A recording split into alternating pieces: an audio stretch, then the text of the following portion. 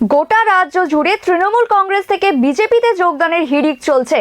এই আবহে রাজ্যের সমবায় মন্ত্রী এবং হাওড়া সদর তৃণমূল কংগ্রেসের চেয়ারম্যান অরূপ রায় বলেন, আজ দলের 24তম প্রতিষ্ঠা দিবস উপলক্ষে তৃণমূল সদর কার্যালয়ে এক অনুষ্ঠানে তিনি এই মন্তব্য করেন। বিরোধী দলে ছিলাম তখন দল তৈরি হয়েছে জাস্ট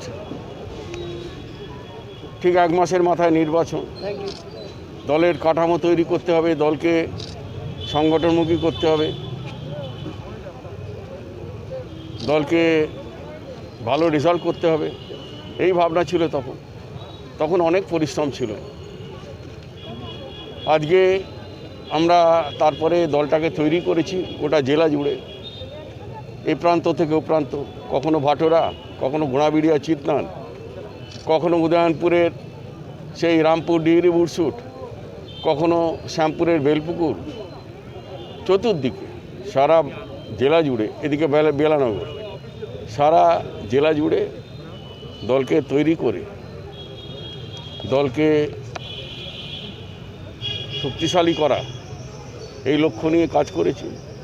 তারপরে অনেক দিন কেটেছে, অনেক সহকর্মীকে হারিয়েছি, অনেক রক্ত ঝরেছে বাংলায়। সেই রক্ত ঝরা ইতিহাস কাটিয়ে 2011 সালে আমরা ক্ষমতায় এসেছিলাম।